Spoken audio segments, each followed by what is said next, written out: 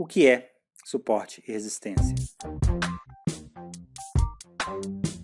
São traçadas por uma linha horizontal a partir de fundos e topos deixados para trás, tá?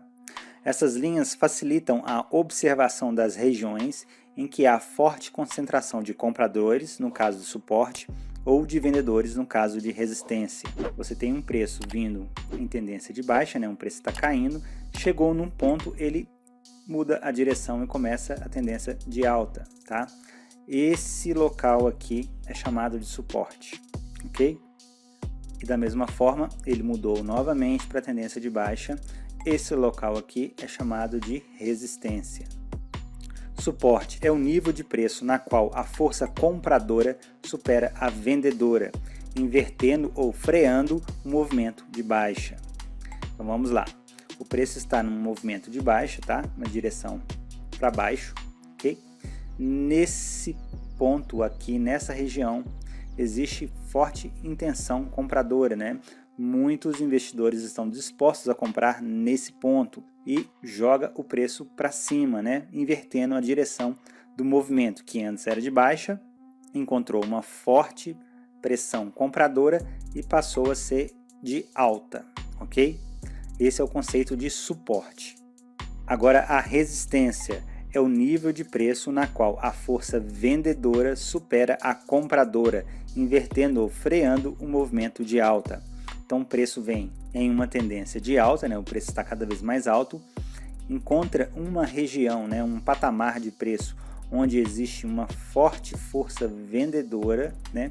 Vários investidores estão dispostos a vender nesse patamar de preço, impulsionando, empurrando o preço para baixo, ok?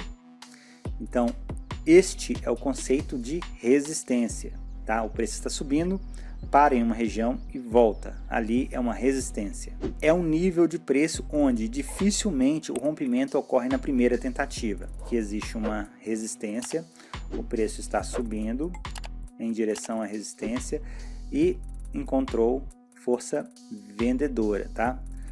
Impulsionando, jogando o preço para baixo. Mas como o movimento de alta está bem forte, ele novamente retoma o sentido para cima e novamente encontra uma força vendedora naquela região. E novamente impulsiona o preço para baixo e rompe aquela região. Então o que eu estou dizendo aqui é que mesmo que vá haver o rompimento, dificilmente ele será de primeira. Ele fará um teste, depois fará outro teste, ou no segundo, ou no terceiro, ou no quarto, não existe uma regra para isso, mas antes do rompimento ele testa e volta, até que rompa de vez.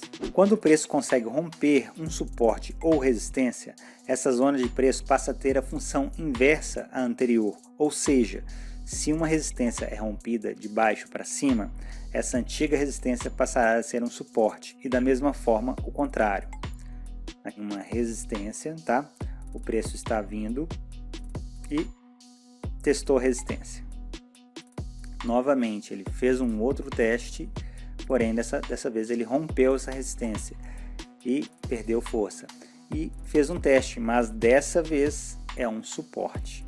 Uma dica importante que antes de você traçar, compacte ao máximo, o máximo que você puder o gráfico, ok? Então aqui é possível ver claramente uma região de resistência onde o preço encontra força vendedora sempre que esteve por lá. Então aqui podemos verificar uma força vendedora aqui, aqui, aqui, aqui e mais um pouco aqui também, mesmo que não tenha alcançado a linha. As linhas, na verdade, não são pontos exatos, são regiões.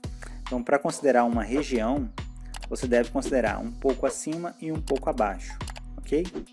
Nunca considere a linha como um ponto exato, não. Somente se tocar na linha é válido, não. Considere um intervalo de preço. Chegou próximo da linha, um pouco a mais, é uma região de resistência. Nesse caso, da mesma forma, uma região de suporte. Nunca a linha exata, nunca aquele ponto exato. Outra dica importante, quanto maior for o tempo gráfico, mais relevante será o suporte e resistência. Tempo gráfico de 1 hora, tá? Encontramos aqui as linhas delimitando suportes e resistências, tá? Nesse primeiro toque, resistência, nesse segundo toque de suporte, até que rompeu aqui, ok? E dentro desse movimento você tem um zigue-zague menor no gráfico de 1 minuto, por exemplo.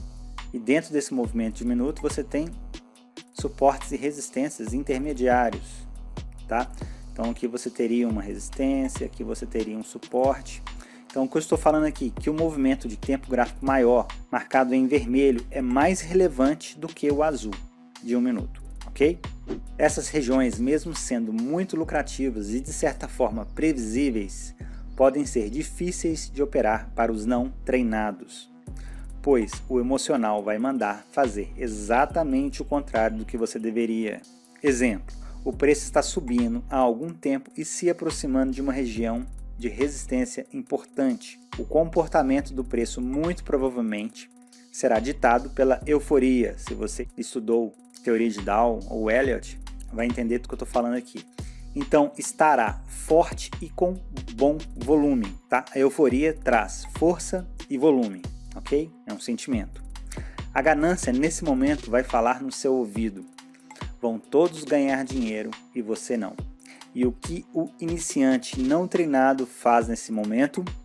Ele compra bem onde deveria vender. Logo após a sua compra, o preço despenca e a posição é estopada, deixando o investidor no prejuízo. A compra foi guiada simplesmente pela emoção e não pela razão. Comprar ou vender por emoção é um dos principais motivos que levam ao erro. Nessa aula eu vou ficar por aqui, é uma aula curta, para passar alguns conceitos básicos da análise técnica e peço que curta o vídeo se foi útil para você. Me segue aí no canal. Forte abraço e até o próximo.